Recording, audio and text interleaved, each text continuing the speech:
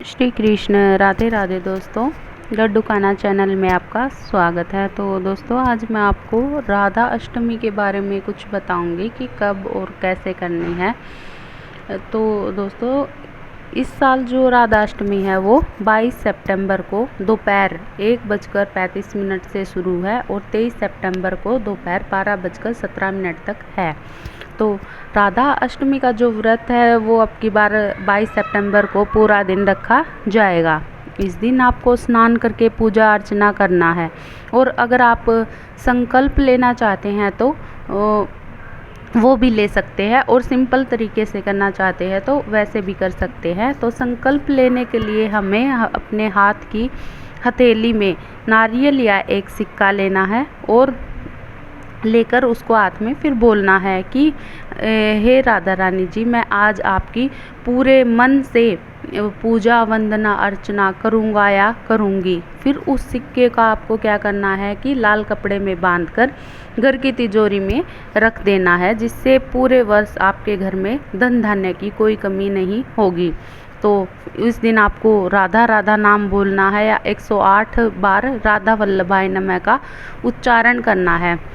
और व्रत में आप क्या खाएं? तो दोस्तों, अगर आप पूरा दिन बिना किसी फलिहार के व्रत करना चाहते हैं तो कर सकते हैं और आपसे अगर नहीं रहा जाता है, आपको कोई दिक्कत है, तो आप एक टाइम फलिहार या तारा भोजन भी कर सकते हैं, क्योंकि राधा रानी जी का जो व्रत है वो आप तारे देखकर खोल सकते हैं। बहुत से लोग यह व्रत 23 सितंबर को ही खोलेंगे। तो अगर आपको कोई दिक्कत है तो आप पहले 22 सितंबर को खोल सकते हैं तारे देखकर। तो अगले दिन आपको क्या करना है, 23 सितंबर को सुबह 4 बजे राधा रानी जी को जो है पंचामृत से स्नान कराना है और उसी से अपना व्रत खोलना है। इसके बाद आप राधा रानी जी का श्रृंगार करिए और वो श्रृंगार का सामान आप खुद यूज़ करिए और राधा रानी जी से प्रार्थना करिए कि जैसे आपका प्रेम है कृष्ण जी और राधा जी का, वैसे ही हमारा प्रेम भी बना रहे।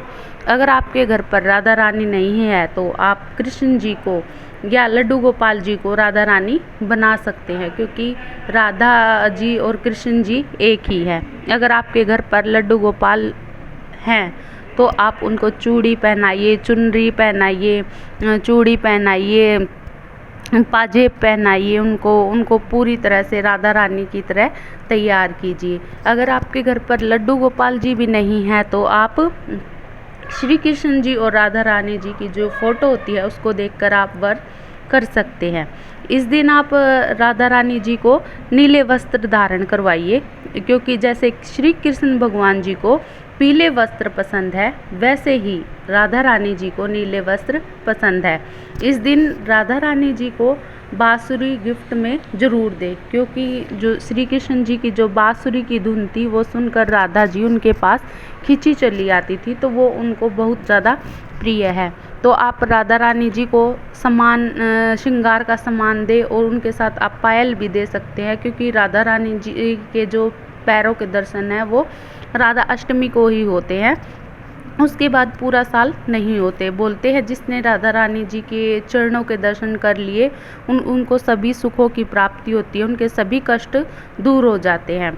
बोलते हैं कि राधा रानी जी के जो चरण हैं उनके तो भगवान श्री कृष्ण भी दीवाने हैं, क्योंकि वो राधा रानी जी के जो पैर हैं उनको अपने माथे पर लगा कर रखते थे। अगर आप कृष्ण जी को खुश करना चाहते हो तो आपको राधे राधे या राधा राधा नाम जाप करना पड़ेगा, तभी भगवान श्री कृष्ण खुश होंगे। कहते हैं कि जन्माष्टमी का जो व्रत है वो तब तक पूरा नहीं होता जब तक आप राधा अष्टमी का व्रत ना करें। तो देखिए दोस्तों, कितना पवित्र प्रेम है राधा जी और कृष्ण जी का। दोनों भादव मास में ही पैदा हुए, दोनों अष्टमी को ही पैदा हुए। राधा रानी जी की पूजा दोपहर के 12 बजे होती है और श्री कृष्ण जी की जो पूजा है वो रात के 12 बजे होती है। राधा रानी जी का जन्म वो शुक्ल पक्ष में हुआ और कृष्ण जी का जन्म जो है वो कृष्ण पक्ष में हुआ था।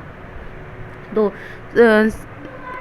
इस दिन आपको पकवान में क्या भोग लगाना है, तो इस दिन आपको राधा रानी जी को जब आप 4 बजे अभिषेक करवाए, आप उनको भोग श्रृंगार करने के बाद आप उनको भोग लगा सकते हैं। तो राधा रानी जी का जो प्रिय भोग था वो मट्ठे वाली अरबी है।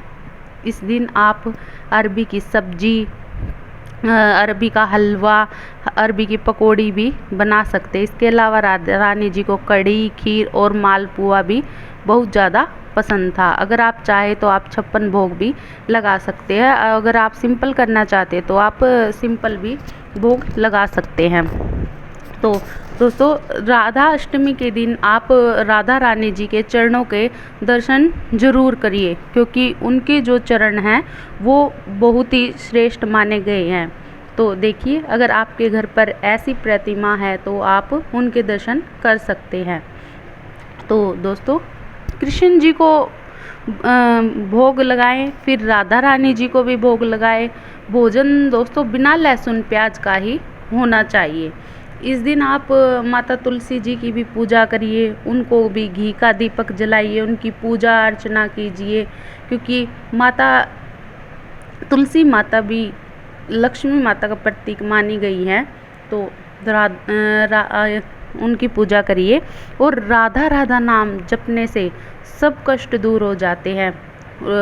तो आप राधा राधा नाम का इस दिन जाप करिए।